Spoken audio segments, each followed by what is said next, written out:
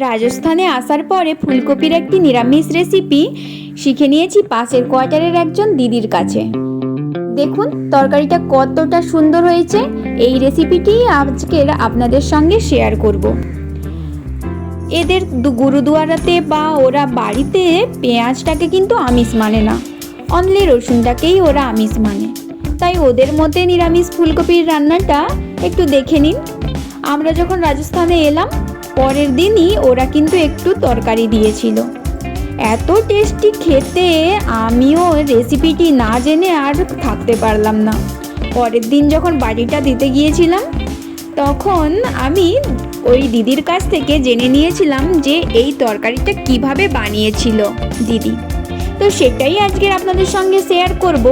তার জন্য আলু, ফুলকপি আর গাজর দেখতেই পেয়েছেন যে কিভাবে কেটে নিয়েছি। কেটে ভালো করে কিন্তু ধুয়ে নিতে হবে। তারপর কড়াইতে বেশ কিছুটা তেল দিয়ে আলুগুলো সুন্দরভাবে লবণ আর হলুদ দিয়ে ভেজে নিতে হবে। একটু হালকা হালকা আলুগুলো ভাজা হবে। এই যে দেখুন, দেখতেই পাবেন সামান্য একটু হালকা ভাজা হয়ে এসছে, তখনই দিয়ে দিতে হবে গাজরগুলো। ফুলকপিটা একদম শেষেই ভাজবো কিন্তু, না হলে ফুলকপিগুলো পুরো একদম ফুলকপির যে ফুলগুলো সেগুলো কিন্তু পুড়ে যাবে। দেখুন আলু আর গাজরটা সুন্দরভাবে ভাজা হয়ে এসছে। এখন আমি তুলে দিলাম ফুলকপিগুলো। আর এখানের ফুলকপিগুলো কিন্তু খুবই ছোট ছোট, তো সাইজগুলো আপনারা এইভাবে করলেই ভালো লাগবে। এর থেকে বড় বড় করলে কিন্তু ফুলকপিটা সেদ্ধ হতে হয়তো একটু বেশি টাইম লাগবে। দেখতেই পেয়েছেন কতটা সুন্দরভাবে ভাজা হয়েছে। আর ফুলকপিগুলো কিন্তু একদম পিওরলি ভাজা হবে না, জাস্ট এইভাবেই ভাজা হবে। আর এখানে মশলার জন্য নিয়ে নিয়েছি পেঁয়াজ, স্লাইস করে কেটে রাখা আদা, আর ঝালের পরিমাণ মতন আপনারা ঝালটা নেবেন। আমি এখানে একটু বেশি পরিমাণে কাঁচা লঙ্কা নিয়ে নিয়েছি। আর নিয়ে নিতে হবে টমেটো, বেশ কিছুটা টমেটো নিতে হবে কিন্তু। এখানে কয়েকটা টমেটো পেস্টের জন্য দিতে হবে, আর কয়েকটা টমেটো কিন্তু এমনি রাখতে হবে পরে তরকারিতে দেওয়ার জন্য।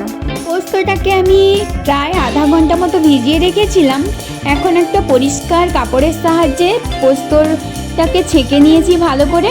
আর এখানে 3টা শুকনো লঙ্কা দিয়েছি, কিছুটা পরিমাণ জিরা, 2টো এলাচ, একটু দারুচিনি আর কয়েকটা ধানি। এটার একটা কিন্তু সুন্দরভাবে পেস্ট বানাতে হবে। এখন বাড়িতে একদিন এই ফুলকপি পোস্ত রেসিপিটা বানিয়ে দেখুন, খুবই টেস্টি, খুবই সুন্দর খেতে, আর খুব ইজিলি বানানো যায়।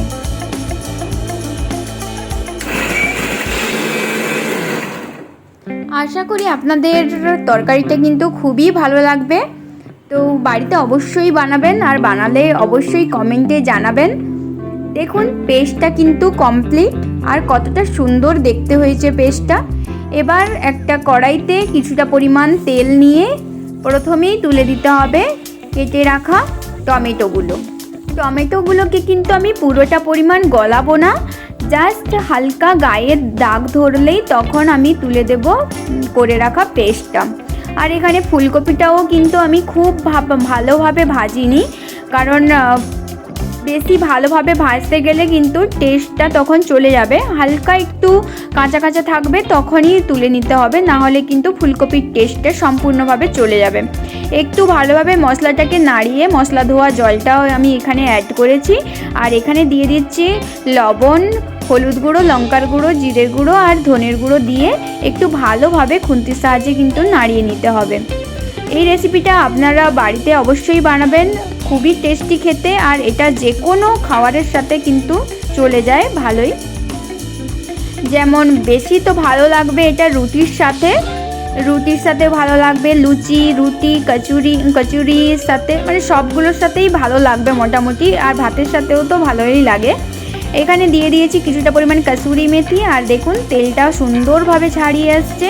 আর এই মশলাটা যখন পাক দেবেন তখন কিন্তু সম্পূর্ণভাবে লো ফ্লেমেই আপনাকে করতে হবে, না হলে পোস্ত দেওয়ার কারণে প্রচুর ছিচ কাটে, তো তাই জন্যই জাস্ট বললাম।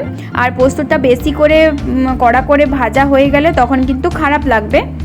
তো এখন আমি কিন্তু ভালোভাবে মিশ্রণের সাথে ফুলকপি, আলু, গাজরগুলোকে একটু ভালোভাবে খুন্তির সাহায্যে মাখিয়ে নিচ্ছি। দেখতেই পাচ্ছেন, দেখুন সুন্দরভাবে কিন্তু এখন মাখানো হয়েছে। এটা আমি প্রায় ওই 2 মিনিট মতন রেখে দেব, নাড়ানাড়ি করব। তারপরে কিন্তু একটু জল দিয়ে দেব পরিমাণ মতো। গ্রেভিটা আপনারা যতটা পরিমাণ খাবেন সেই অনুযায়ী জলটা দেবেন। এবার দেখুন সুন্দরভাবে নাড়িয়ে আমি এটা ঢাকা চাপিয়ে 1-1.5 মিনিট মতন রেখে দেব। 1-1.5 মিনিট মতো রেখে দিলেই কিন্তু তৈরি হয়ে যাবে ফুলকপি পোস্ত। আর দেখতে দেখুন কতটা সুন্দর, কতটা ডেলিশিয়াস লাগছে। তো আশা করি আপনাদের সবার মন জয় করবে এই রেসিপিটা।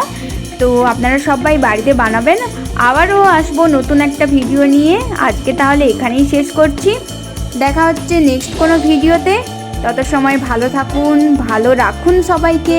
আর নতুন নতুন রেসিপির ভিডিও দেখতে গেলে আমার চ্যানেলটিকে সাবস্ক্রাইব করুন।